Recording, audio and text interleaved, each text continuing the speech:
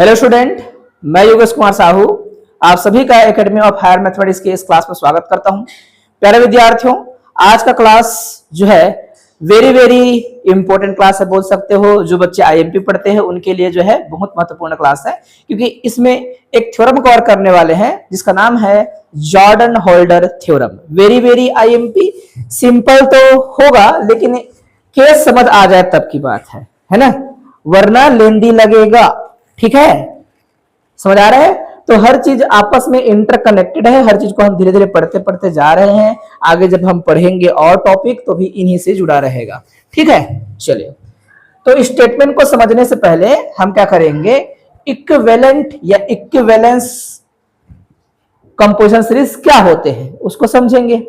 तो दो composition series को इक्विवेलेंस कहते हैं या इक्विवेलेंट कहते हैं यदि उनकी लेंथ समान हो और फैक्टर जो है वो क्या हो, उनके बीच में आइसोमॉर्फिज्म रिलेशन हो।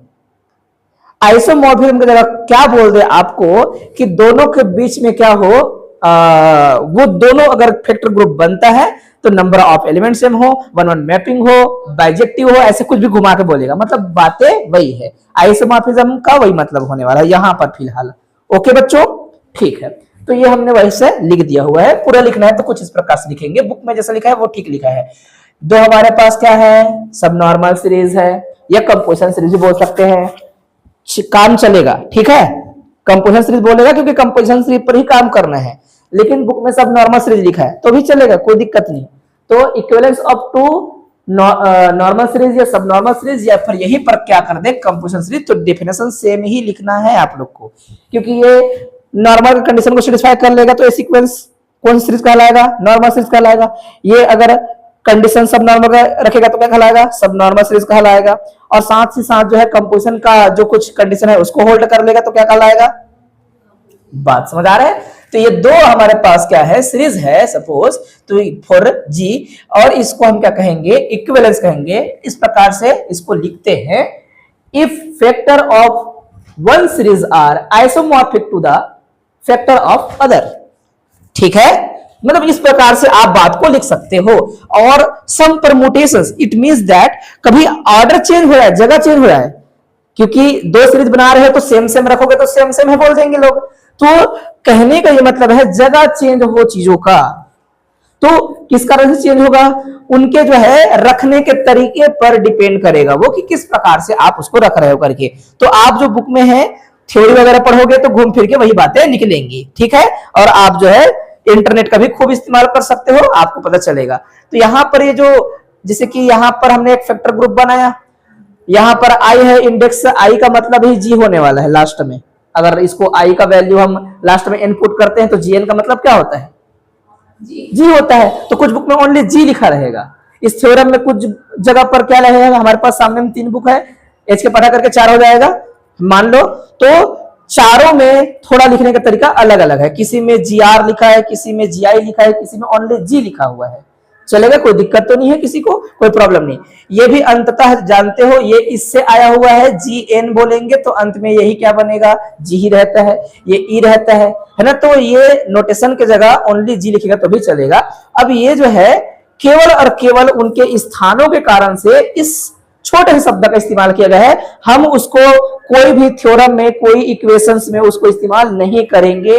वो केवल और केवल क्या है, बोलचाल की भाषा में शामिल किया गया है कि भाई अगर सीरीज को अलग अलग बना रहे हो, दो सीरीज बना रहे हो, तो उनके स्थानों में थोड़ा बहुत परिवर्तन कर दो फैक्टरों के, वरना तो दोनों सेम ही, एक ही बोल देंगे ना। बात समझ आया? तो ये बोलने का तरीका मात्र है कि हम दो सीरीज ऐसा एज्यूम कर रहे हैं। अगर है भी तो क्या होंगे, उनके फैक्टर के बीच में 1-1 करस्पॉन्डेंस होगा, मतलब वो आपस में आइसोमॉर्फिक होंगे और लेंथ भी इक्वल होगा, नंबर ऑफ फैक्टर्स इक्वल होंगे। इसका ये मतलब है। समझ आया कि नहीं, ये कहना चाहते हैं। बात समझ आया कि नहीं? क्योंकि मैथमेटिक्स सीधे सीधे बात को नहीं मानता, क्योंकि तुम एक ही चीज को बोल रहे हो तो इक्वल क्यों नहीं बोल रहे हो, इक्विवेलेंट क्यों बोल रहे हो, ऐसा बोलेगा। बात समझ आई? ठीक है, तो लिखने का तरीका बस अलग होगा, इसका ये मतलब होता है, इसलिए परमुटेशन शब्द का इस्तेमाल कर रहे हैं। ठीक है, ये क्या है, सीरीज के लिए है। एसएन का मतलब यहाँ पर वही है, बुक में देखना एसएन ही लिखा है क्या, है ना। एसएन मतलब वही series, S1 S2 S3 something series अलग अलग बना सकते हैं, इसे और सीरीज। ठीक है, जब डेफिनेशंस लिखा होगा, शुरुआत जब जॉर्डन होल्डर का करेंगे तो उसके पहले ही डेफिनेशन ऐसा है। ठीक है बेटा, equivalence of two page number बता दीजिएगा, जो बच्चे पेज पढ़ते हैं कहीं खोलते हैं। 234 जो हमारे छत्तीसगढ़ के बच्चे हैं, एच के पाठक वाले, मध्य प्रदेश के बच्चे हैं एच के पाठक वाले, उनके लिए है। ठीक है, थ्योरम लेकिन उनके पहले और छोटे छोटे लिम्मा प्रूफ किया गया है जिनका यहां इस्तेमाल करने वाले हैं, तो हम कोई लिम्मा को प्रूफ नहीं कर रहे हैं। सीधा जो मेन थ्योरम है आता है फाइनाइट ग्रुप के लिए। जॉर्डन हेल्डर थ्योरम किसके लिए है? फाइनाइट ग्रुप के लिए। तो वो हम सीधा वही मेन थ्योरम को प्रूफ करेंगे। ऐसा लगेगा जब उसका चैप्टर स्टार्ट करेगा तो 3-4 पेज दिखेगा ऊपर में जॉर्डन होल्डर ऐसा नजर आएगा, लेकिन मेन थ्योरम कौन सा बेटा? ये। ठीक है, क्या कहता है statement? Any two composition series of a finite group are equivalent. ठीक है, ये इक्विवेलेंट होंगे फाइनाइट ग्रुप के लिए। ये है मेन जॉर्डन होल्डर थ्योरम, ये ही मेन वर्जन है। अलग अलग इसके वर्जन्स मिलेंगे तो ये मेन वर्जन है। ठीक है, इसके और अलग अलग सब पार्ट्स हम बना सकते हैं। बोलने का तरीका, अगर ग्रुप साइक्लिक हो तो क्या हो सकता है, ग्रुप अगर इनफाइनाइट हो तो क्या हम कह सकते हैं, किस तरीके से और बता सकते हैं करके वो तरीका होगा, लेकिन मेन ये होने वाला है। ठीक है कि नहीं? ओके, यही एग्जाम में पूछा जाता है लगातार। चलो, ये स्टेटमेंट को बोल के पूछ सकता है आपको सीधा सीधा, तो आप जो है सीधा प्रूफ करोगे। और क्वेश्चन कैसे पूछ सकता है? State and proof Jordan holder theorem for finite group. ठीक है, तो आप वैसे पहले स्टेटमेंट को लिखेंगे, देन प्रूफ करना चालू करेंगे। मैं चीजों को थोड़ा शॉर्ट कर सकता हूं और जरूरत अनुसार से लंबा कर सकता हूं। तो आप देखना पेपर में अगर आपको यही क्वेश्चन छोटा में पूछेगा तो थोड़ा और छोटा करने का प्रयास करना, क्योंकि बहुत सारी चीजें हमारे दिमाग में रहता है और कई चीजें ऑब्वियस दिख रहा होता है, तो वो जानेगा कि भैया कोई सीरीज अगर सब नॉर्मल सीरीज है तो उसमें जो है लाइन से जो है जो भी आपके पास फैक्टर्स होंगे, मान लो उसको कंपोजिशन सीरीज बोलना चाहते हो तो सिंपल होंगे, तुम पहले से जान रहे हो। तो कहीं एक सीरीज को आपने कंपोजिशन बोल ही दिया है तो सारे फैक्टर क्या रहा होगा? पक्का सिंपल। तो सीधा सीधा बोल सकते हो कभी कभी, तो कोई चीज सीधा सीधा रखना जब पड़े तो करना। फिलहाल तो आपको ये क्वेश्चन हमेशा बड़ा में नजर आएगा। तो मेरे प्यारे बच्चों, स्टेटमेंट अच्छा से लिखिएगा, जगह अच्छा दीजिएगा। शुरुआत करते हैं। Let G be a finite group and let G has two composition series. Why? क्योंकि every finite group has a composition series. ठीक है, एटलीस्ट होता है, और भी बना सकते हैं, लेकिन और बनाएंगे तो इक्विवेलेंस होंगे। लेकिन ये बात याद रखना है, इक्वल नहीं, इक्विवेलेंस कहने का ये मतलब है लिखने का तरीका बदल जाएगा, उनके सब ग्रुपों को ऑर्डर देने का तरीका बदल जाएगा, उनकी उपयोगिता बदल जाएगी, लेकिन फैक्टर्स जब ग्रुप बनाएंगे तो वो उनके बीच में वन वन करस्पॉन्डेंस मैपिंग संभव हो जाएगा। ठीक है, फिलहाल तो आप इतना को समझो, उसको छोड़ दो। क्या बोलेंगे बच्चों? एक सीरीज ये है, क्या हमने यहां पर नोटेशन दे दिया? GR। दूसरा सीरीज है H2, उसमें हमने H लिख दिया। किसी बच्चे को G1 डेज G2 डेज ऐसा लिखने का मन करे तो वो भी लिख सकते हो, लेकिन ये लिखना ज्यादा अच्छा रहेगा आप लोग के लिए। तो ये हमने लिख दिया इक्वेशन नंबर, इसको क्या बोले हम लोग? 2। ठीक है, R2 composition series for group G, then we have to show that दो चीजें शो करनी है। मैंने क्या बोला था? दो चीजें शो करना है। आपका ये स्टेटमेंट कह क्या रहा है? कंपोजिशन सीरीज इक्विवेलेंट होते हैं। तो इक्विवेलेंट का डेफिनेशन में क्या बात लिखा था ऊपर में? मैंने कहा था लेंथ इक्वल होना चाहिए। आइसोमॉर्फिज्म का यही मतलब होगा, नंबर ऑफ एलिमेंट, मतलब वन वन करस्पॉन्डेंस का मतलब ही होता है कि सेम नंबर ऑफ एलिमेंट्स होंगे। हाँ बोलो। तो इसका ये मतलब होगा कि यहां जो इंडेक्स इस्तेमाल किया है यहां पर 5 है, तो यहां पर भी क्या होगा? 5। ठीक है, ऐसा अपन बोलेंगे। सही बात है कि नहीं? ठीक, तो R इक्वल टू क्या करेंगे? S। R equal to S। ये लेंथ को डिस्क्राइब कर देगा।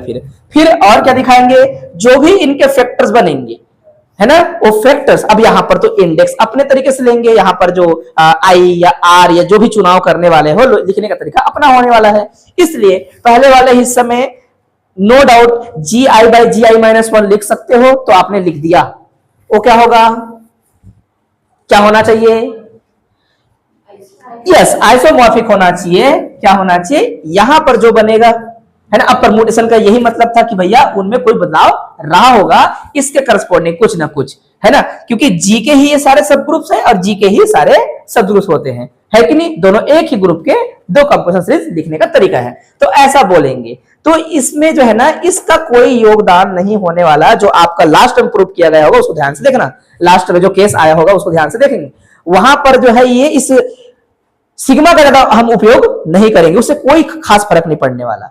ठीक है, तो आप चाहे तो लिखें, वरना मैं क्या करूंगा, लेंथ इक्वल करूंगा और सिंपल ग्रुप दिखाने का प्रयास करूंगा। दोनों के बीच में एक जैसा है, इक्वल का निशान लगाऊंगा और थ्योरम एक इस्तेमाल करेंगे। थ्योरम का नाम क्या है, वो डायमंड थ्योरम बोलते हैं, डायमंड थ्योरम है शायद, है ना। और उस डायमंड थ्योरम, आइसोमॉर्फिज्म का डायमंड थ्योरम कहते हैं। यहां पर ऊपर में आपको नजर आएगा। बस समझ आया? बस एक ही थ्योरम ही छोटा सा इस्तेमाल करेंगे, बाकी आपको कुछ भी मेहनत करने की जरूरत नहीं है। केवल एक जगह बस याद रखना है, उसी को आप क्या करेंगे, सिंपल सा रट लेंगे, क्योंकि वो इक्वल करने का काम करने वाला है। इसके पहले जो भी लेम्मा वगैरह थे वहीं से वो आया हुआ है। ओके बच्चों, चलो अब ध्यान से देखो, जो मैंने कहा इतना तो इंट्रोडक्शन का हिस्सा हो गया। अगेन रिपीट करते हैं, स्टेटमेंट क्या है, क्या कहता है स्टेटमेंट, कि जॉर्डन होल्डर थ्योरम कहता है कि एक फाइनाइट ग्रुप का क्या होगा, अगर दो कंपोजिशन सीरीज है तो दोनों इक्विवेलेंट होंगे।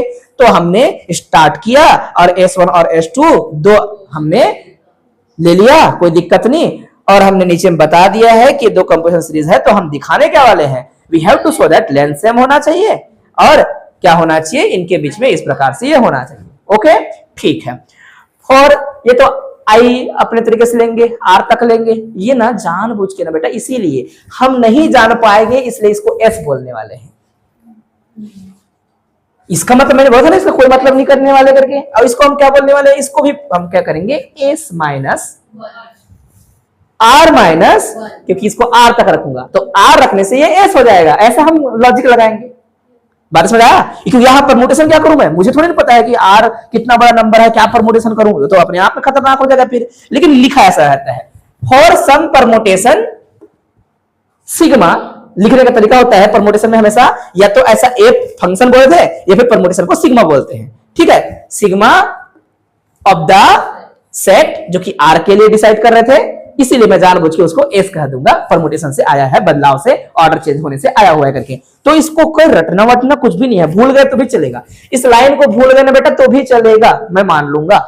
यहां पर क्या करना, इसको एस बोल देना, फिर एक लाइन और लिख के इसको क्या बोल देना, एस माइनस। चलेगा ना? ठीक है, वही तो मतलब था। यहां पर भी वही नहीं लिखे होते, ये लाइन नहीं लिखे होते तो क्या लिखते, यहां पर एस लिखते है ना, या फिर यहां पर लिखा हुआ है तो यहां पर नहीं करने का, डेस को इधर खिसका देंगे तो भी चलेगा, क्योंकि कहीं पे भी लिख सकते हो। क्योंकि इसको मैं 1 बोल दूं, इसको मैं 2 बोल दूं, इसको 1 बोल दूं, 2 बोल दूं, कौन रोकेगा मेरे को, कोई दिक्कत तो नहीं है किसी को। ठीक है ना? ठीक। We can prove this theorem या statement by using mathematical induction on order of group, है ना, ऑर्डर ऑफ ग्रुप जी। ठीक है, फॉर दिस पहले मान लिया ऑर्डर एन, ऐसा बोलने का शुरू से हम ऐसा सोच रहे हैं, बोल दिया। पहला स्टेप, ठीक है, बेसिस वो क्या है, इंडक्शन स्टेप जो शुरुआत करते हैं तब की बात है। इफ जी इक्वल टू, हम जानते हैं एक ही क्या होगा, कंपोजिशन सीरीज होगा और ये यूनिक होगा। अच्छा, कुछ बुक में और बताया था बेटा, क्या लिखा है कि यूनिक होंगे कंपोजिशन सीरीज, ऐसा बोल देता है। भाई बात जो है वैसा अच्छा नहीं है, ये वाला हम बोल रहे हैं वो ठीक है। तो बोला है यूनिक, एक ही है, खुद ही है, तो खुद का खुद इक्विवेलेंस, इसको कोई नकार नहीं सकता। वो तो इसको बोलते हैं ट्रिवियली होल्ड। कोई चीजें अगर इस प्रकार से होती है तो क्या होती है, स्वतः सत्य है। हिंदी वाले बोलते हैं तुच्छ रूप से सत्य है, उसी तुच्छ को हम ट्रिवियल बोलते हैं। ओके बच्चों, ओके। अगर मैं 2 बोल दूं तो, ऑर्डर को 2 बोल दूं तो,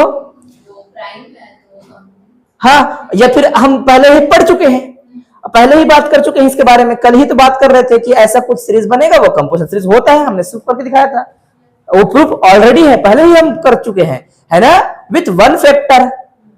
सो we can see that result is trivially hold for both, है ना, ऑर्डर 1 and 2। ओके, सो आप अपन तरीके से इसको कभी भी, जितने भी हिंदी मीडियम के वाले बच्चे हैं वो तो रटेंगे थोड़ा बहुत हल्का फुल्का। अब मैं इंग्लिश मीडियम वाले बच्चों को बोल रहा हूं कि तुम अपना दिमाग में पढ़ो, वर्ड को मत पढ़ो, तुमको केवल ओवरऑल समझना चाहिए। इसमें ये करते थे, पहला स्टेप में पूरा इंट्रोडक्शन के बारे में बात होता, क्या प्रूव करना था, ये बात चल रहा था, और दूसरा स्टेप में आपने काम चालू कर दिया मान के चलना। और उस दूसरा स्टेप में भी पहला हिस्सा ये था कि मैथमेटिकल इंडक्शन में ऐसा ऐसा कुछ लेना था, जी का मॉड बराबर 1 and 2 के लेना था करके, तो उसको भूलेगा कौन? वो कौन भूल सकता है? वर्ड आगे पीछे होंगे, कोई फर्क पड़ेगा क्या इससे? नहीं पड़ेगा ना। ठीक है, दूसरा है क्या बच्चों? Induction hypothesis. इसमें क्या बोलने का? Assume that theorem is true for every group of order less than n, है ना? आपके बुक में यही लिखा है, लेकिन मेरा लिखने का तरीका में थोड़ा सुंदरता दिखेगा जिससे याद हो जाएंगे। ओके, ठीक है। लेट आपने पहले ही कह दिया है ना, ये पहले ही बोल चुके थे, ऊपर बोल चुके हैं, फिर भी बोलते हैं एक बार। ऑर्डर क्या है? n है।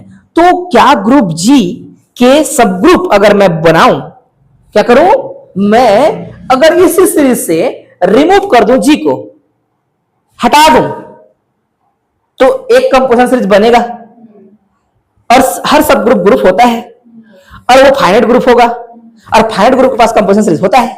कल हमने पढ़ा था, हाँ कि ना? तो वही बात हम कवर करने वाले हैं। पहले तो बोल रहे हैं कि ये जो इंडक्शन स्टेप में बोलना क्या था करके, हमने मान लिया है कि जो भी ग्रुप, जितने भी जिसकी ऑर्डर लेस देन n होगा, मतलब G से छोटे वाले जितने ग्रुप होंगे, उनके लिए थ्योरम ऑलरेडी होल्ड हो जाने वाले हैं। इसी को तो हम क्या बोलते हैं? इंडक्शन स्टेप कहते हैं। सही है कि नहीं? इसलिए induction step, sorry, mathematical induction का कॉन्सेप्ट जो है 11th क्लास में पढ़ाया जाता है। समझ आया? 11th क्लास में पढ़े थे ना आप लोग? 11th क्लास में पढ़ाया जाता है और बहुत सारे क्वेश्चन बनाते हैं, कुछ फार्मूलास को प्रूव करके दिखाते हैं, और हमने बीएससी में एक बार और पढ़ा। जो पुराने सिलेबस वाले हैं वो पढ़े हैं, नए सिलेबस वाले भी पढ़े हैं। ठीक है कि नहीं? मैंने पढ़ाया, बुक में था नहीं, फिर भी मैंने पढ़ाया था, याद है? ठीक है बच्चों, दो केस एराइज हो सकता है, क्योंकि एक तो मैं बोल दूंगा कि ये जो है GR-1, क्योंकि मैंने GR हटा दिया है, HR हटा दिया है, SS हटा दिया, सॉरी। GR का मतलब G होता है और HS का मतलब क्या होता है? HS का मतलब भी G होता है। मैंने रिमूव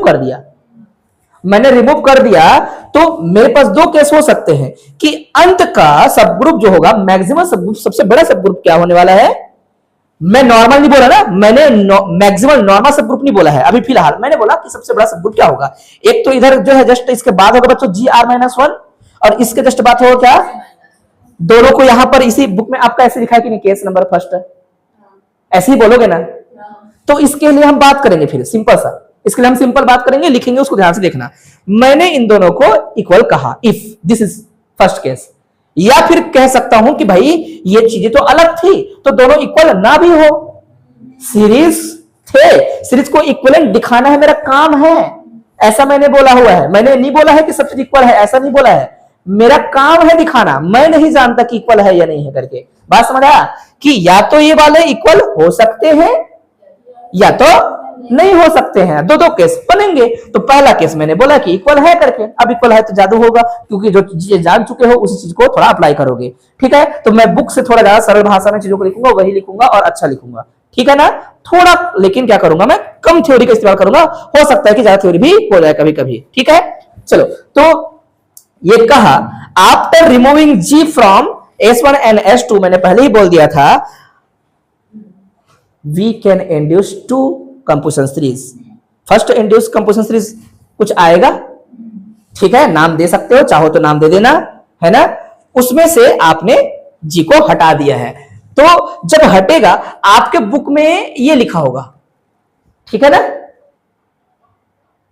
ये ऐसे बेटा, तो मैंने ना यहां पर तुरंत नहीं लिखा, उसको ध्यान से देखना, मैंने यहां पर तुरंत नहीं लिखा है, मैंने उसको थोड़ा बाद में लिखा है, हाँ कि ना?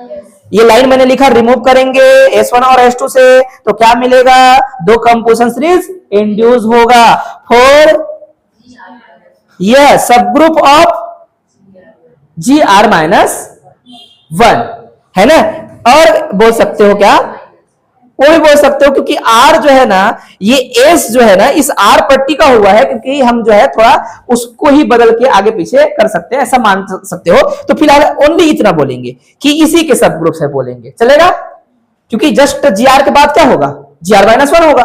इसमें भी तो यही रहा होगा, कुछ ना कुछ इसी के बाद में कुछ ना कुछ। तो मान लो इसको मैं सबसे बड़ा बोल दूं, इसी के बाद वाले को, इसके अंदर के बाद को नहीं कर रहा हूं, तो भी हम दो कंपोजिशन सीरीज को सोचेंगे।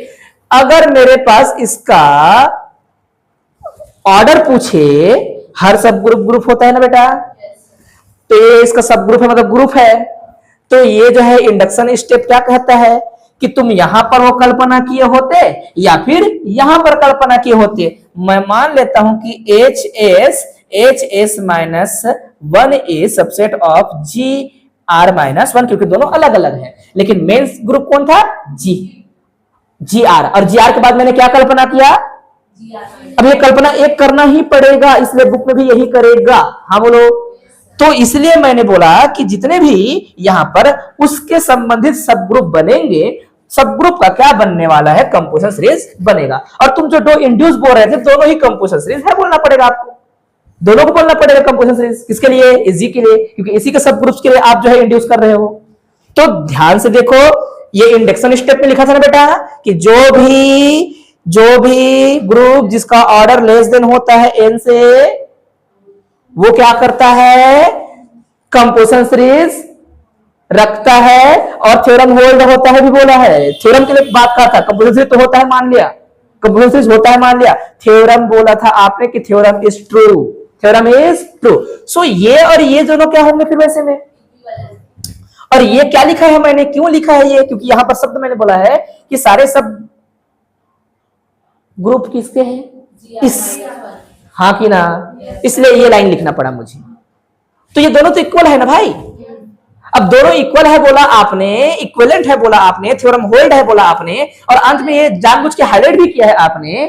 जब तुमने हाईलाइट कर ही दिया है तो तुमने ये कहा है कि ये दोनों इक्वल है, आपने ऊपर में भी यही बात बोला था, इसीलिए मैंने यहां पर बोला कि मैं ये दोनों को सेम ले रहा हूं, है ना। और एक हम यहां पर ऐसे बोल रहे थे कि H S minus one is subset of, क्या बोल दिया था मैंने, ये नहीं भी होगा क्योंकि हम इसको ध्यान नहीं दे रहे थे, क्योंकि हमने इक्वल कह दिया है, राइट है ना बेटा। वो चीजें जो है थोड़ा सा उसको दिमाग से डिलीट कर देना, है ना। शुरू में हम ऐसा बोल दिए थे, गलत है, क्योंकि इसको देख के बोल रहे थे, क्योंकि यहां सब ग्रुप को हमने यहां पर जो आएगा, यहां जो आएगा सेम कहने की बात ऊपर में कहे थे, वो तो हमारा क्या हो जाएगा, हाइपोथेसिस का हिस्सा है, उसको देख रहे थे। दोनों इक्वल होंगे, फिर ये जो है उस पूरे कंडीशन को सेटिस्फाई करेगा। जॉर्डन होल्डर का स्टेटमेंट को बोलेगा कि दोनों का लेंथ क्या होना चाहिए, सेम होना चाहिए। ये आर इक्वल टू एस कैसे आएगा पूछेगा, क्योंकि R minus one equal to, so theorem is hold. और क्या होगा, ये आल्सो होगा क्योंकि थ्योरम होल्ड है, तो ये तो लिखना पड़ेगा आपको, हाँ कि ना। तो यहां तक तो प्रूफ हो गया बेटा, बहुत सिंपल था, ठीक है। दूसरा केस ही ज्यादा काम का है, दूसरा केस ज्यादा काम करवाएगा, काम का है कहने का मतलब ज्यादा काम करवाएगा। दूसरा केस को करें हम लोग। केस नंबर 2 में क्या होगा, इक्वल नहीं होगा। इक्वल होगा तो आसानी से दिख रहा था, लेकिन मैंने थ्योरी को थोड़ा लिख के समझाया और हमको उतना करना था। सपोज दैट कि ये जो दो सीरीज बना रहे थे आप, इसमें जो जस्ट बाद में एक है जी आर माइनस वन और यहां पर क्या है एच एस माइनस वन, दोनों इक्वल ना हो, तो ना हो तो आपको क्या करना पड़ेगा भाई, पता नहीं अब ये दोनों क्या है मुझे, लेकिन इतना पता है इक्वल नहीं है। और साथ ही साथ मुझे ये भी पता है कि दोनों के सुपर ग्रुप कौन है, जी। एक का सुपर ग्रुप जिसे जी आर बोलते हो उसका मतलब ही जी होता है, एक का एच एस बोलते हो उसका मतलब भी क्या होता है, जी होता है। तो क्या एक ही ग्रुप से आए हुए दो सब ग्रुप की ऐसी संभावना हो सकती है क्या कि दोनों या तो डिस्टिंक्ट हो जाए अलग अलग, या फिर दोनों क्या हो कुछ ना कुछ कॉमन रखता हो, क्योंकि एक ही ग्रुप से आया है तो दोनों का इंटरसेक्शन भी तो संभव हो सकता है। तो हमने यही काल्पनिक बात कहा कि भाई अगर ये दोनों अलग अलग हैं और क्योंकि एक ही ग्रुप से आया है तो कुछ इक्वल एलिमेंट रख, और क्या होगा, कुछ नहीं होगा। तो मुझे बता दो, कुछ नहीं होगा तो क्या होगा, कभी भी खाली हो ही नहीं सकता आइडेंटिटी। वेरी गुड, क्यों, क्योंकि कोई भी सब ग्रुप क्या रखता है सबसे पहले, यस आइडेंटिटी रखता है। तो मैं बिना डाउट के कुछ ना कुछ बोल सकता हूं ना, इसलिए हमने क्या बोला, चुपचाप के। और के का वैल्यू कभी कभी क्या हो सकता है, ई भी हो सकता है, देखो हाँ, बिना टेंशन के आप ऐसा बोल सकते हो, इसमें कोई रटने फटने वाली बात नहीं है। समझा पाया कि नहीं मैं, यहां से यहां तक लिखने में कितना वो हुआ। अब इसको आंख बंद करके पढ़ना चाहोगे तो शुरुआत से ही आप वो जो है आगे पीछे वर्ड हो सकते हैं, बोलेंगे स्टेटमेंट को बोलेंगे तो बोलेंगे एनी फाइनाइट ग्रुप हैज क्या, या फिर any two composition series of finite group is equivalent. Statement शुरुआत करने के लिए फटाफट क्या कर दिया कि दो कंपोजिशन सीरीज है, S1 S2 नाम दिया, है ना, वो किया। फिर बता दिया कि लेंथ सेम होना चाहिए और क्या होना चाहिए, दोनों फैक्टर में आइसोमॉर्फिज्म होना चाहिए। लाइन लिखा, फिर क्या किया, मैथमेटिकल इंडक्शन का इस्तेमाल करने की बात कहा। g इक्वल टू 1 के लिए भी ट्रू होता है, g इक्वल टू 2 के लिए भी ट्रू होता है, याद है, मान के चलेंगे। फिर क्या करेंगे हम लोग, इंडक्शन हाइपोथेसिस बोले हमने, ठीक है। और ऐसे रिविजन करने का, इंडक्शन हाइपोथेसिस में क्या बोलना है हम लोग को कि हर वो ग्रुप जो कि जिसका ऑर्डर n से छोटा हो, थ्योरम हमेशा ट्रू है बोल देंगे। ऐसा बोलने के चक्कर में सब ग्रुप g-1 लिया, g-1 बोला, gr-1 लिया, और हमने बोला है दो केस हो सकता है भाई इसके अंदर। एक तो क्या होगा, gr-1 इक्वल टू hs-1 ऐसे करके, जो एक ही चीजें हैं तो दोनों के लिए एक ग्रुप बनेगा, उनके और सब ग्रुप रहे होंगे, और हर फाइनाइट ग्रुप का अपना कंपोजिशन सीरीज होता है। और थ्योरम ऑलरेडी होल्ड है, आपने इंडक्शन स्टेप में बोला है, इसलिए ये सारे लाइन अपने आप लिख सकते हो, ठीक है, कम ज्यादा कर सकते हो, लिख डाला। अब हम केस नंबर 2 बनाए हैं, और केस नंबर 2 में बोला कि भाई ये दोनों यहाँ पर जो जस्ट बाद में सब ग्रुप है, एक बार लिख दिया रहना बेटा यहाँ पर, है ना।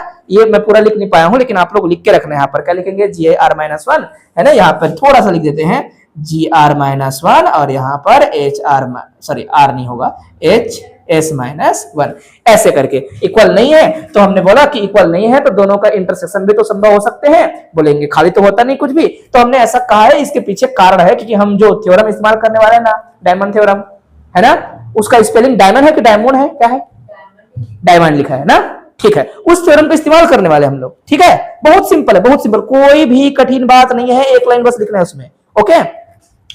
तो के लिए बेटा मैंने इनका इंटरसेक्शन है। अच्छा, क्या मैं ऐसा लिख सकता हूं, कितने बच्चे जानते हैं सब चीज को, हमने सेट थ्योरी पढ़ा है कि नहीं। इंटरसेक्शन का मतलब होता है दोनों पे कॉमन, तो यहां पर भी है और इसके अंदर भी है, दोनों का सबसेट है, इसका ये मतलब दोनों के अंदर है, इसका ये मतलब होता है, ठीक है। ये लाइन मैंने कैसे लिख दिया, K इज नॉर्मल सब group of gr-1 and hs-1, hs-1 दोनों का नॉर्मल सब ग्रुप है बोल दिया मैंने।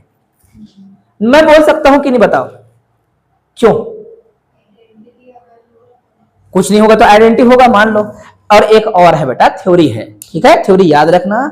नॉर्मल सब ग्रुप से बना हुआ नॉर्मल ग्रुप अगर बोल रहे हो बड़े वाले को, तो उसका सब ग्रुप नॉर्मल होगा, ठीक है। दो सब ग्रुप नॉर्मल है तो इंटरसेक्शन, मैंने थ्योरम पढ़ाया था आपको बीएससी में, इंटरसेक्शन ऑफ टू नॉर्मल सब ग्रुप इज नॉर्मल, ठीक है। अगर नहीं पढ़ाया हो तो एक बार कॉपी चेक करना, इंटरसेक्शन ऑफ टू नॉर्मल सब ग्रुप इज नॉर्मल मैंने पढ़ाया हुआ है, उसमें जो है एन करके नॉर्मल सब ग्रुप को लिया था मैंने, एन समथिंग, ठीक है। और यूनियन ऑफ नॉर्मल सब ग्रुप के बारे में भी बताया था, ठीक है, एक बार जरूर चेक करना, मैंने पढ़ाया है आप लोग को, ठीक है। सेंटर ऑफ ग्रुप पढ़ाया है, नॉर्मल सब ग्रुप पढ़ाया हुआ है, ये सब चीज मैंने पढ़ाया हुआ था बीएससी में आप लोग को, ठीक है ना, ओके। तो ये बात समझ आ रहा है ना, क्योंकि दो नॉर्मल सब ग्रुप का इंटरसेक्शन क्या था, इसलिए क्या होगा, नॉर्मल होगा, हाँ कि ना। अब मैं एक और लाइन बोलूंगा इसी पे देख के, क्या ये मैक्सिमल नॉर्मल सब ग्रुप होगा, अगर होगा तो एक सीरीज को ध्यान में रख के करूं तो, एक सीरीज को ध्यान में रख के करूं तो, अगर इसको कोई दूसरा सीरीज में बोल रहा हूं तो भी इसको मुझे क्या बोलना पड़ेगा, मैक्सिमल नॉर्मल सब ग्रुप बोलना पड़ेगा। तो मैं बुक में देख पाऊंगा, आप बुक में देख लेना, दोनों को ही मैक्सिमल नॉर्मल सब ग्रुप बोल सकता है, ठीक है। और G due to series S1 and S2, इसके कारण से इक्वल तो होने वाला है फ्यूचर में, ठीक है ना। ये लाइन में कोई दिक्कत किसी को बेटा, कोई दिक्कत नहीं। Since K is finite and K is normal and every finite group has a composition series, so K is a group, normal subgroup मतलब group, so K has a composition series, और composition series को आप लिख देना, लिख दिया। Theory book में बहुत कुछ है एक्स्ट्रा, वो हमारा काम का नहीं है, इसलिए हमने नहीं लिखा हुआ है, हमारा काम का जितना है वो हमने इस्तेमाल किया हुआ है, चलेगा। कंपोजिशन सीरीज होगा बाय इंडक्शन स्टेप में ही यही बात कहा गया था, जो भी सब ग्रुप जिसकी ऑर्डर लेस देन n होता है या फाइनाइट होता है, वो हमेशा क्या करता है, कंपोजिशन सीरीज रखता है ना। और वो सब चीज रखता है, हम पहले एक और थ्योरम इस्तेमाल कर सकते हैं, या फिर ना previous theorem, bye previous theorem बोलना है, यहां पर नहीं बोलना है यहाँ पर, ठीक है। इंडक्शन स्टेप में तो थ्योरम को होल्ड कराना रहता है, लेस देन n के लिए क्या है, पूरा ये स्टेटमेंट होल्ड रहता है, ऐसा रहता है। ठीक है, हमारे पास क्या होगा बेटा, ये के हमारे पास होगा और के इस प्रकार से हमने लिखा हुआ है। पहला तो आइडेंटिटी K0, K1, K2 और Km इक्वल टू हमने बोला अंत में के। कोई प्रॉब्लम नहीं इस चीज को लेकर। ठीक है, अच्छा क्या मैं दो और कंपोजिशन सीरीज क्लेम कर सकता हूं, मैं अपने तरीके से इंड्यूस कर सकता हूं और दोनों इक्विवेलेंट हो, ये मैं दिखा दूं फ्यूचर में तो काम बन जाने वाला है। फिलहाल ध्यान से देखो, एक को मैंने S3 नाम दिया, एक को मैंने S4 नाम दिया। अब इसमें मैंने इस बात का ध्यान रखा क्योंकि मेरा के जो है ना सबसेट है किसका, मेरा के सबसेट है किसका। अब भाई दोनों का सुपरसेट, दोनों के लिए सुपरसेट तो अलग अलग बना दिया मान लो दिमाग में, तो दोनों के लिए आप कंपोजिशन सीरीज अलग अलग बना सकते हो क्योंकि ये भी इसका नॉर्मल सब ग्रुप, ये भी इसका नॉर्मल सब ग्रुप। जब नॉर्मल सब ग्रुप होता है तो क्या करते हैं, कंपोजिशन सीरीज के लिए बड़ा वाला को ऐड कर सकते हो, ला सकते हो, और जैसे रिमूव करना है रिमूव कर भी सकते हो। तो मैं इस सीरीज पर एक नया सीरीज, इसका सीरीज नहीं है, के लिए सीरीज नहीं है, ये के लिए सीरीज नहीं है बेटा। कौन बताएगा किसके लिए सीरीज है ये, अगेन जी के लिए कंपोजिशन सीरीज बना रहे हैं घूम के। ठीक है, नीचे में लिखे भी है लाइन को, both are composition series for G. Hello, we claim that एक कंपोजिशन सीरीज है, K M equal to K होता है, के इज सबसेट ऑफ या नॉर्मल सब ग्रुप ऑफ। ठीक है, के इज आल्सो नॉर्मल सब ग्रुप ऑफ, लेकिन K is subset of H होता है कि नहीं। और एच का क्या मतलब है, एच यहां पर ना एच नहीं लिखना है, GR लिखना है और यहां पर HS लिखना है। ठीक है जी, हाँ बोलो। अब इसका मतलब क्या होता है बेटा, this is equal to G, this is equal to G होता है ना। हाँ, तो ये लाइन लिखना है। बुक में क्या लिखा है चेक करो तो, लाइन दो सीरीज है अंत में HS, वही लिखा है। ठीक है ना, वही लिखेगा। तो यहां तक मैं समझा पाया, आपको समझ आया कि बोथ आर कंपोजिशन सीरीज। तो देखो इतना में कहीं पे कोई ताकत नहीं लगाया, देखने को है बस ये बड़ा सा दिख रहा है। हमने अभी तक कोई लाइन ऐसा नहीं लिखा है जो आपको समझ ना आए। क्या हर एक लाइन वही था बच्चों जो हम जान रहे थे, बस आपको चीजों को याद रखना था कि भाई किस स्टेप में किस तरीके से चीजों को मुझे मैनेज करना है करके, और हर चीजें आपस में एकदम प्यार से जुड़ा हुआ है। ठीक है, ओके। अब हम इधर इस लाइन पे हम आंसर लिखने वाले हैं, बाकी का लिखे। चलो ठीक है, ध्यान से लिखना। मिटा दूं, फोटो खींच लिया।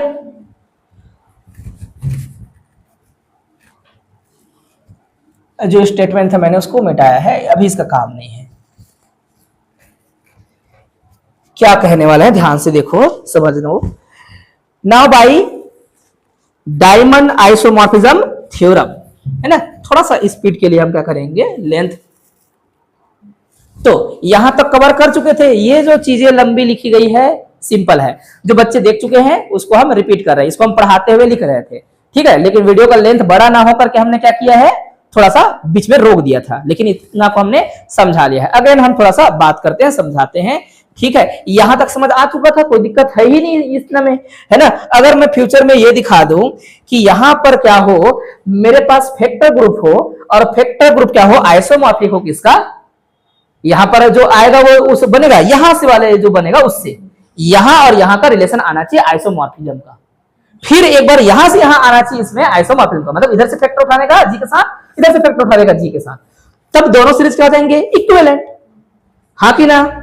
लेकिन साथ में मेरे क्या बोलना पड़ेगा, दोनों का लेंथ क्या होना चाहिए, एक जैसे भी होना चाहिए, इतना भी बोलना पड़ेगा मुझे। हाँ कि ना। तो वो काम करने के लिए मैं क्या इस्तेमाल करूंगा बेटा, डायमंड आइसोमॉर्फिज्म थ्योरम। और डायमंड आइसोमॉर्फिज्म थ्योरम क्या करता है, जिससे कि मेरे पास दो सब ग्रुप थे, ये एक तो ये था, एक तो ये था। इसके लिए अगर मैं इस्तेमाल करूंगा तो पहले मैं लिखूंगा और उसके नीचे में सबसेट डालूंगा, और ये इक्वल होता है किसका, GR-1, और के को तो आपने ऑलरेडी बोला हुआ है, वो लाइन लिख दिया। तो डायमंड आइसोमॉर्फिज्म थ्योरम इतना है, बीच वाला ये वाला, ये जो है ये इक्वल टू इतना लिखा जा सकता है, GR-1, और नीचे से कोई एक को ऊपर उठाने के रखने का, और जिसको रखे हो उसको फिर से वैसे ही लिखना है ना। मतलब कहने का मतलब ये इसका इंटू इंटू नहीं है भाई, यहां पर जो ऊपर में रखोगे नीचे में वही डिवाइड करके रखोगे। तो ये हमने प्रूफ नहीं किया है, बिल्कुल इस थ्योरम को प्रूफ नहीं किया है, इसका इस्तेमाल किया हुआ है। कहां से आया बोलने के लिए, तो आपको इस थ्योरम का प्रूफ करना पड़ जाएगा। ओके बच्चों, ठीक। तो आप मान लोगे इतना को, ठीक है, अगर जी आर माइनस वन है तो क्या होगा, जी आर माइनस वन और के है तो इतना होता है, और इसके इक्वल में आप पूरा ऐसे लिखोगे, रट लेना, जी आर माइनस वन और एच को ऊपर रखोगे तो एच एस माइनस वन और वही एच को नीचे डिवाइड करके रखोगे, इसके इक्वल टू जी ही होता है, और इसके तो जैसे कैसे लिखा है, तो ये लाइन को डरने का नहीं, इसको तो आप स्वतः लिख सकते हो। ये डायमंड थ्योरम हो गया, डायमंड एक्सपोनेंशियल थ्योरम हो गया।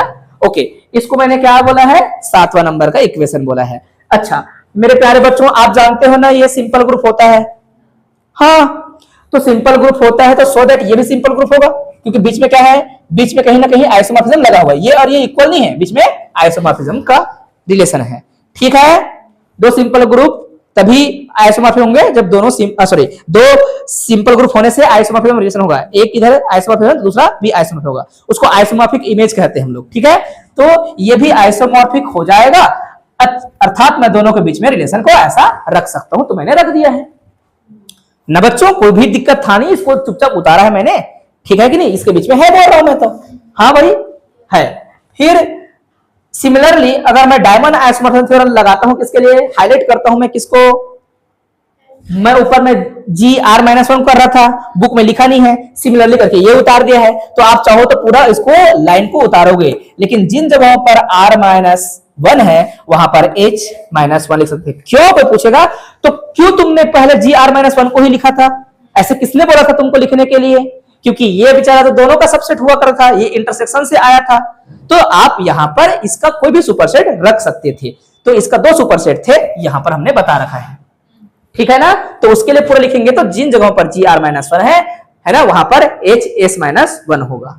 ठीक है, और आप यहां पर चीजों को बदल देना है, यहां पर एच एस माइनस वन होगा तो नीचे में जी आर माइनस वन होगा, और वही जी आर माइनस वन को ऊपर में इंटू किए रहोगे, तो इंटू तो उसी का होगा, घूम फिर के ऊपर में जी आर माइनस वन और एच एस माइनस वन आएगा, जिसका वैल्यू क्या होगा फ्यूचर में जी, और अपॉन में क्या बचेगा, जी आर माइनस वन बचेगा, है ना।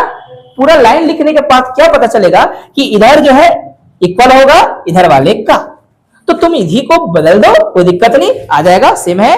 तो मैं बोल रहा हूं बच्चों, ये फैक्टर्स यहां पर देखेंगे तो सीरीज किसका है, वो सीरीज किससे सोच सकते हो आप लोग, 5वां से, हाँ इसको सोचोगे तो कहां सोच सकते हो, 6वां से, क्योंकि भाई के की बात चल रहा है ना, के की ये भी तो फैक्टर है ना भाई, ये भी फैक्टर है ना बेटा, तो यहां पर फैक्टर बनाया जा रहा है, यहां पर फैक्टर बनाया जा रहा है, और दोनों में जो है मेन जी कॉमन है, तो तुम ये बात पता कर पा रहे हो कि भाई दोनों पर फैक्टर जो बन रहे हैं इस प्रकार से आइसोमॉर्फिक का रिलेशन रखते हैं, तो यहां से लेकर यहां तक जो है दोनों में ये कुछ ना कुछ कॉमन रहा होगा, क्योंकि के कॉमन दिख रहा है, जी कॉमन दिख रहा है, और बदल कौन रहे हैं, परमुटेशन हो रहा है, यही परमुटेशन है, मतलब जगह बदल भी सकते हैं किसी का, इसका ये मतलब था, ऑर्डर चेंज हो जाते हैं, इसका ये मतलब है। तो आप देखेंगे ना तो मेरे बुक में वैसी और मिल जाएंगे ऐसी, तो 3-4 थ्योरम को आप पढ़ सकते हो, लेकिन एक ही आंसर लिखेंगे।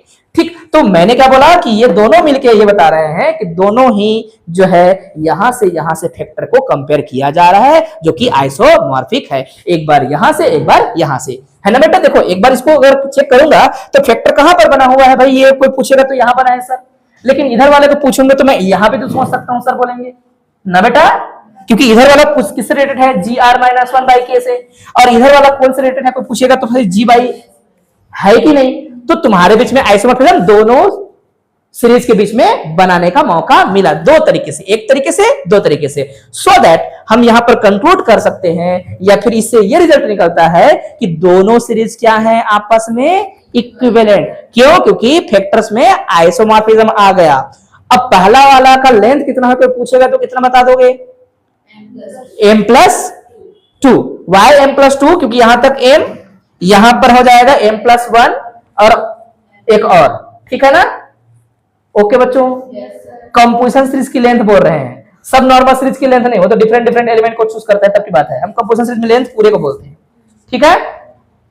फिर इधर आएंगे तो क्या आएगा, वैसे ही बात फिर से करेंगे, कोई दिक्कत तो नहीं है, किसी को कोई प्रॉब्लम नहीं है। तो इसकी भी लेंथ कितनी हो जाएगी, m प्लस तो ये और थ्योरी जो बुक में लिखा है उसको नकारोगे तो भी चल जाएगा, काम बन गया है कि ये तो आइसोमॉर्फिज्म हो रहे हैं सारे फैक्टर्स, और सारे फैक्टर्स आइसोमॉर्फिज्म हो रहे हैं, इसलिए ये दोनों आपस में क्या है, इक्विवेलेंट है, और ये इक्विवेलेंट है इसलिए ये भी इक्विवेलेंट हो सकते हैं। अब इसको कंपेयर करने के लिए इसलिए केस हमने एक्स्ट्रा एराइज किया हुआ है, क्योंकि H3S4 आइसोमॉर्फिज्म है और H3S4 दोनों की लेंथ क्या है, m+2 है। हमने दो केस ऐसा सोच लिया दिमाग में। केस नंबर फर्स्ट ये होगा कि फर्स्ट जो है 3 के साथ क्या होगा, इक्विवेलेंट होगा, उसके जैसा है, उसके जैसा है, क्योंकि इसी में क्या आया हुआ है, GR-1, और GR- का अंदर में क्या होता है, सेट K, और K के अंदर में ये जो है ये भी हो सकते हैं या फिर उसके बाहर भी हो सकते हैं, मुझे नहीं पता, मैं नहीं जानता, लेकिन मैं बोलूंगा कि इसी के अंदर भी इसको अरेंज किया जा सकता है।